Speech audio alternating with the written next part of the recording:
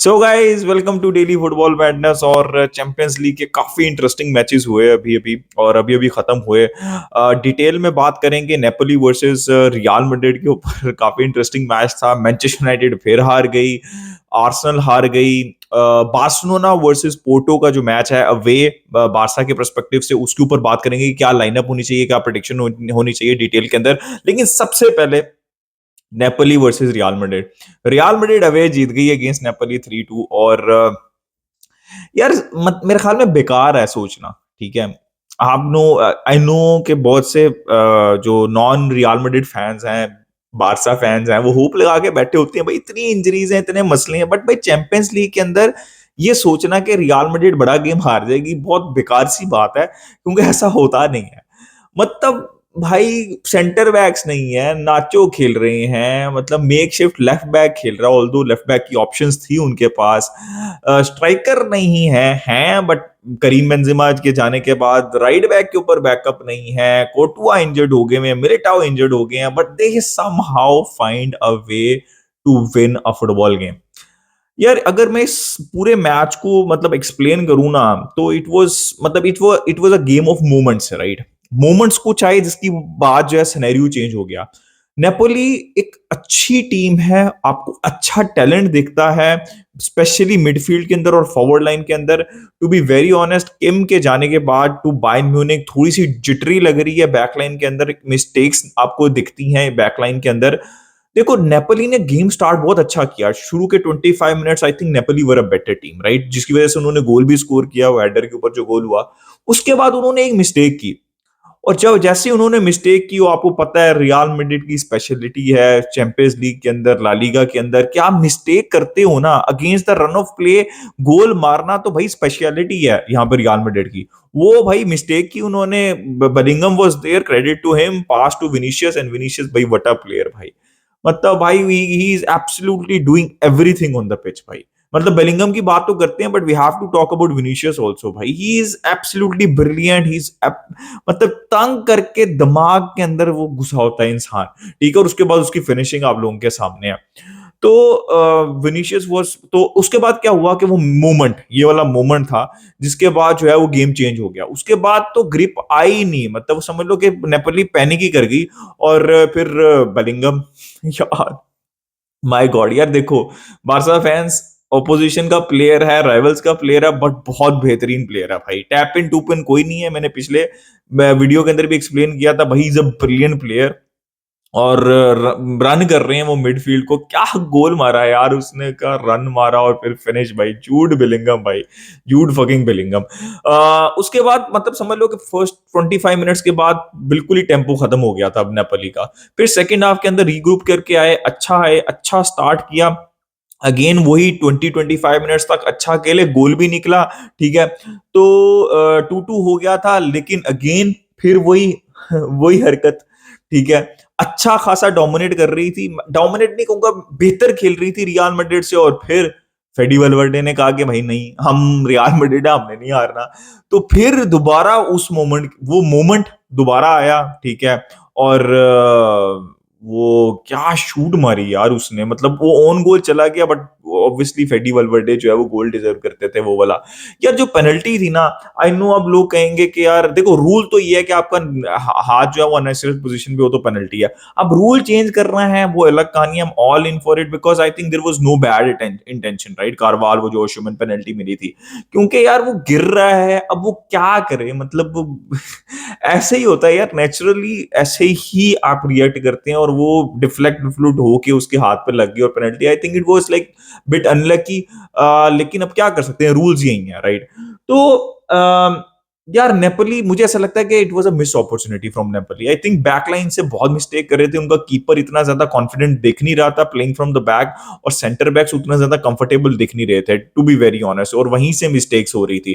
तो अच्छी अपॉर्चुनिटी थी यहाँ पे नेपोली के पास, but Real Madrid is Real Madrid भाई। Ancelotti, you have to give him, क्योंकि वो मेंटालिटी वो उसने अंदर लेके गया। Kroos was brilliant, Camavinga was brilliant, Fede Valverde was exactly doing what he was not doing against Atletico Madrid on right hand side.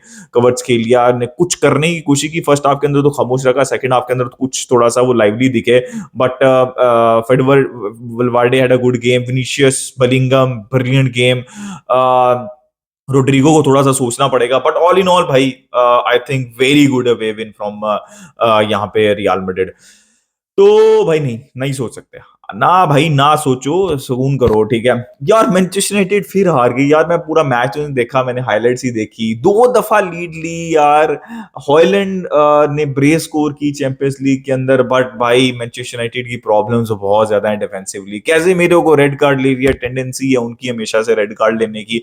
दोबारा उन्होंने, जैसे मैं मेरे ख्याल में किसी के चैनल के ऊपर भी या फिर अपनी वीडियोस में ही डिस्कस कर रहा था कि कैसेमीरो का सीजन अजीब सा चल रहा है। वो एक गेम बहुत अच्छा खेलते हैं, एक गेम में समझ नहीं लगती उनकी। तो यार आई डोंट नो भाई, बहुत प्रॉब्लम्स हैं, इंजरीज हैं, फिर ऑफ द फील्ड इश्यूज चल रही हैं, फिर फॉर्म नहीं लगी हुई, फिर प्लेयर्स की फॉर्म नहीं लगी हुई भाई। और ऊपर से भाई एरिक टेन हाग के ऊपर बहुत प्रेशर है। और देखो, मैं अभी भी ये कहूंगा कि भाई मैनचेस्टर यूनाइटेड सैक कर देगी तो क्या है, मेन जो प्रॉब्लम है वो मैनेजमेंट की है, ग्लेजर्स की। अब सैक कर दें, किसी और को ले आए, थोड़ा सा पुश मिलेगा और उसके बाद फिर वही कहानी शुरू हो जाएगी, ये मेरा है। लेकिन हैविंग सेड दैट, आप इतने ज्यादा मैचेस नहीं हार सकते भाई। गलाटासरे है, होम है, आई नो अच्छी टीम है, उनकी डिसेंट टीम है, बट भाई आपकी भी डिसेंट टीम है, बेशक इंजरीज हुई हुई है, तो there are no excuses any more, ठीक है। तो मैं कोई एरिक टेन हाग को यहाँ पे एक्सक्यूज नहीं दूंगा, बिकॉज भाई ये गेम होम के ऊपर आप हार गए, आई नो सिर्फ अभी 2 गेम ही हुए हैं, बट इट्स एन इंडिकेशन कि आप शायद क्वालिफाई नहीं कर पाओ राउंड ऑफ 16 के लिए, जो कि काफी बड़ा फेलियर होगा, क्योंकि आप गलाटासरे से होम पे आ गए हो, ठीक है। और गलाटासरे आपकी मेन राइवल है इस ग्रुप के अंदर, बायर्न से तो नहीं आप जीतने वाले होम के ऊपर। और आपको गलाटासरे जाके खेलना है, जहां का एटमॉस्फेयर इज एब्सोल्युटली क्रेजी, ठीक है। तो अगर आप होम पे नहीं हरा सके तो अवे तो बड़ा डिफिकल्ट होने वाला है यहाँ पे मैनचेस्टर यूनाइटेड के लिए। तो भाई बहुत प्रॉब्लम्स है। आर्सेनल हार गई भाई, बायर्न जीत गई, मैं तो सोच रहा था 5-6 गोल मारेगी भाई भाई। लेकिन टूखल भाई कुछ सोचना पड़ेगा, बिकॉज टूखल के अंडर ना बायर्न उतनी ज्यादा कन्विंसिंग दिख नहीं रही। गाइस ये तो हमने बात कर ली आज के मैच, और कल का मैच आ रहा है भाई, बारसा वर्सेस पोर्टो, और बहुत इंपॉर्टेंट गेम है। जैसे मैनचेस्टर यूनाइटेड वर्सेस, नहीं, मैनचेस्टर यूनाइटेड वर्सेस ग्लाटासरे तो सेकंड पोजीशन के लिए, ये वाला जो गेम है बार्सिलोना वर्सेस पोर्टो, ये डिफाइन कर सकता है। आई नो वेरी अर्ली है, लेकिन जो मेन राइवल है बारसा की चैंपियंस लीग के ग्रुप को टॉप करने में, वो पोर्टो है in my opinion, right. Shakhtar भी है यहाँ पे, but Porto is the team, right. तो पोर्टो को अगर बारसा अवे हरा देती है तो काफी ज्यादा चांसेस बारसा के हो जाएंगे, 90% चांसेस हो जाएंगे कि बारसा टॉप पे फिनिश करेगी, जो कि टारगेट है इस ग्रुप के अंदर, और आपको करना ही करना है। मुझे ऐसा लगता है बेर मिनिमम है कि आपको टॉप करना है इस ग्रुप में, क्योंकि आप अपने लिए चीजें आसान करेंगे। और अगर आप पोर्टो को अवे हरा देते हैं तो आप समझ लें कि आप बाकी मैनेज जो मैचेस हैं उसके अंदर प्लेयर्स का गेम टाइम मैनेज कर सकते हैं, आप उनको रेस्ट दे सकते हैं, आप रोटेट कर सकते हैं। तो ये गेम इंपॉर्टेंट है, इसमें आप अपनी फुल स्ट्रेंथ टीम के साथ जाएं। पोर्टो में पेपे नहीं खेलेंगे, उनके कुछ प्लेयर्स भी मिसिंग है, और टू बी वेरी ऑनेस्ट जो स्ट्रेटेजी यहाँ पे होगी टेक्टिकली, वो डिफेंड ही होगी। पोर्टो को देखा है, अब गंदा खेलते हैं, 5 एट द बैक हिंट भी किया उनके मैनेजर ने। तो आई एम एक्सपेक्टिंग एक गंदा लो ब्लॉक गेम की पोर्टो खेलेगी, और आपको जो है वो काउंटर के ऊपर अटैक करेगी। तो वहां पे पेस चाहिए होगी इन माय ओपिनियन बार्सिलोना को। तो ये स्ट्रेटेजी होने वाली है, और एक एंड टू एंड गेम नहीं दिखने वाला आपको, एक केजी गेम दिखने वाला है इन माय ओपिनियन। बट क्या बारसा की लाइनअप होनी चाहिए, जल्दी से उसके ऊपर डिस्कस कर लेते हैं। देखें, 2 तरह की पॉसिबिलिटी है। पहली पॉसिबिलिटी ये है कि टर स्टेगन इन द गोल, ठीक है। आप 3 सेंटर बैक के साथ जाएं, अराहो जैसे पिछले सीजन थे, अराहो, कुंडे और क्रिस्टनसन, और बाल्डे और बाल्डे और कंसेलो में से किसी एक को लेफ्ट विंग बैक खिलाएं, राइट। और आपकी 4 मिडफील्ड हो, जिसमें 2 इंटीरियर्स होंगे, रोमेओ, गावी, गुंडोगॉन, जाओ फिलिक्स, और राइट साइड के ऊपर lamin Yamal, because obviously Raphinha अब अवेलेबल नहीं है और फेरन टोरेंस है, तो I would go for a natural width player right side के ऊपर, बिकॉज एक प्लेयर तो होना चाहिए जो आपको राइट साइड के ऊपर नेचुरल विड्थ प्रोवाइड करे, एंड अपफ्रंट लेवेंडोव्स्की। लेकिन पिछले गेम के बाद थोड़ा सा डाउट होना मुझे ऐसा लग रहा है कि शुरू हो गया, कि शायद जो पिछले गेम में हमने देखा, बारसा और चावी उस डायरेक्शन में भी सोच सकते हैं। और न्यूज भी थोड़ी सी आ रही है कि शायद क्रिस्टन्स और कुंडे में से कोई एक रेस्ट करें। तो फिर क्या हो सकता है कि फिर ये भी हो सकता है कि कैंसेलो अपनी उसी राइट पोजीशन पे खेलें, कुंडे और राहो खेलें, या कुंडे क्रिस्टनसन और राहो खेलें, और लेफ्ट साइड के ऊपर बाल्डी खेलें। फिर आपकी मिडफील्ड के अंदर जो है, गुंडोगॉन बहुत अच्छा खेले थे सिंगल पिवट, तो गुंडोगॉन खेल सकते हैं, गावी, फरमीन लोपस का काफी नाम आ रहा है कि शायद वही सेम सेटअप के अंदर जिस तरह पिछली गेम के अंदर बारसा ने किया था, तो सेम सेटअप के अंदर फरमीन लोपस खेलें, जॉ फिलिक्स खेलें, राइट साइड पे लमीन यमाल खेलें, और अप फ्रंट जो है वो लेवेंडोव्स्की खेलें। तो ये सारी जो 2 लाइनअप हैं प्रेडिक्टेड लाइनअप मोस्ट प्रोबेबली इनमें से कोई एक सेटअप होगा। लेकिन दोनों में से कोई एक ही होगा, इसके अलावा मुझे और कोई एक्सपेक्टेशन नहीं है। आई थिंक ये होगा। तो गाइस ये लाइनअप है, हमने जल्दी से डिस्कस कर लिया। एज़ आई सेड बहुत इंपॉर्टेंट है बार्सा के लिए ये गेम जीतना। और जैसे मैंने कहा कि अगर बार्सा ये गेम जीत लेती है तो रोटेशन में ईज़ी हो जाएगा। काफ़ी इंजरीज़ चल रही हैं बार्सा को। पेड्री की अच्छी न्यूज़ आ रही है कि Pedri might be available after international break, because उनकी रिकवरी आपने ऑलरेडी देख लिया होगा, वो ट्रेनिंग सेशन के अंदर जो है वो ट्रेनिंग कर रहे हैं, तो ये चीज़ एक अच्छी चीज़ है।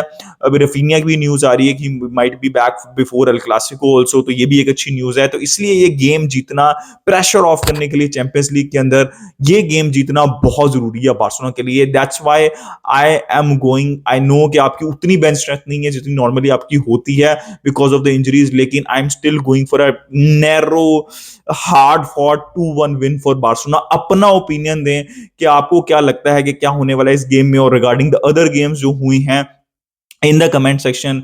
लाइक, सब्सक्राइब, शेयर, प्रेडिक्शन देना मत भूलिएगा। Keep enjoying football. Until next time, it's a goodbye from me, Visca Barca.